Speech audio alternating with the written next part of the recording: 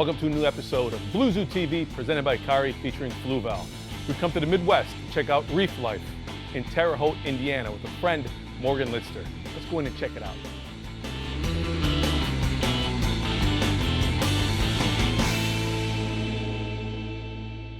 Morgan, thanks for having us back. It's great to have you, Frank. I've always found it ironic, maybe a little weird, that there's a reef system in the middle of the Midwest in Terre Haute. It is kind of unique in that aspect. So we've come back a couple years later. A lot has changed. Indeed. This area was kind of retail, but you also had a lot of breeding going on. It looks fantastic. What are the changes? Thanks. We've pretty much changed everything, I think, that was here when you were last with us. We've taken out all the tanks that were up here. We've added a lot of tanks. We've taken out walls. Absolutely everything that you see up here is either new or repurposed. So this whole system here behind me was added to allow us to display corals both under blue light and white light. The customers have a switch where they can dictate themselves whether they're looking at it under the natural daylight or the blue light. And then up top, we really found that we weren't able to show people all the different symbiotic pairs that we had. And so we designed these tanks, bringing in the acrylic shop, which is also new, made it such that we could build whatever we wanted. So it has to come to your advantage if you have a showroom that you don't have to necessarily go buy something. You can make it if you need it. That's right. So you're still heavy marine. Have you gotten involved in anything else on the floor? Yeah, as we go around, you'll see that not only are we doing a whole line of freshwater now, but we're also moving into hydroponics, aquaponics, and food fish production.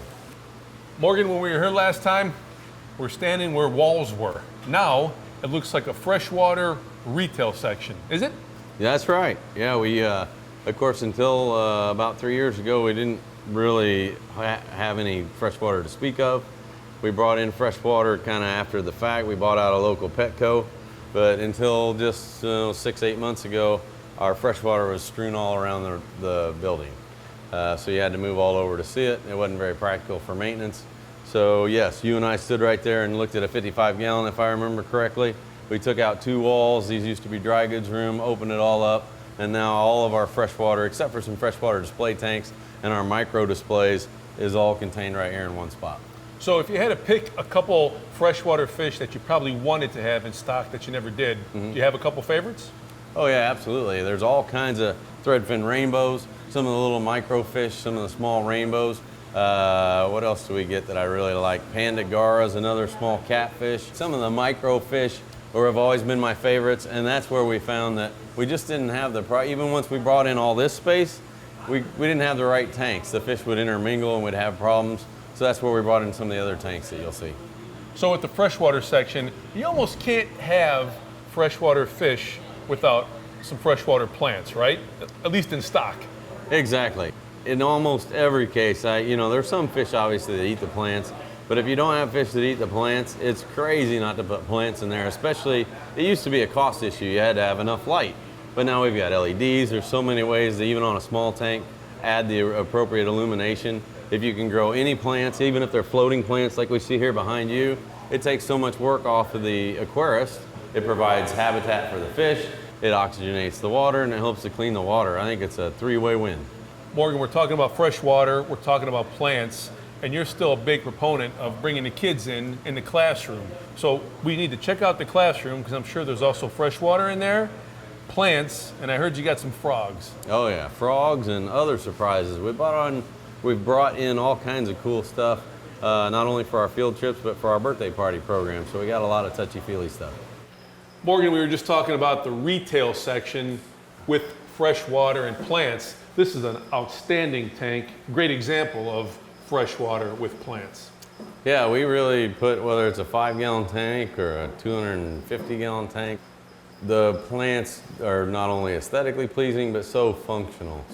And you have this plus a bunch of other tanks and some lizards and guinea pigs. This is your classroom or birthday party room, right? Exactly. It's always been our classroom. We've done tens of thousands of kids through here over the years, but a buddy of mine convinced me that birthday parties would also be a great way to go, so we kind of fancied it up a little bit and brought in things like the snakes and the salamanders and the bearded dragons and even guinea pigs, just to give people some more touchy-feely stuff. And of course, when we do a birthday party, it's largely focused on marine stuff. They get to hold starfish and urchins and all that sort of thing.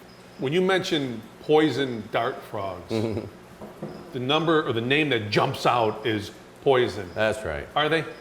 Well, in captivity, no. And in fact, when they were in their prior location, we marketed them or labeled them as non-poison dart frogs.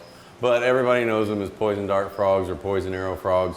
They get that venom or their poison from the foods that they eat in the wild, and we feed them a cultured diet or a diet of bugs that we culture like fruit flies, and they have absolutely no venom at all. But you don't handle them, so it's really a non-point anyway. Yeah, I was going to ask, when the kids come in, they want to handle something, guinea pig, starfish, pretty rugged. They're not going to be handling the frogs. Exactly. The frogs are great to look at. They're fun to watch their behavior, but they don't like to be handled at all. Next time on Blue Zoo TV, presented by Hikari, featuring Fluval, we'll be stopping at Morgan's place to check out the wheelhouse, his marine life. You okay with that? Absolutely. We got a lot of marine life. I'd love to show it to you. See you next time, Blue Zoo TV. Blue Zoo TV is presented by Hikari. All fish love Hikari. And featured by Fluval, or Rolf C. Hagen Company. Blue Zoo TV is partnered with Carib Sea, bringing science to life. And EcoBioBlock by WonderSave Products.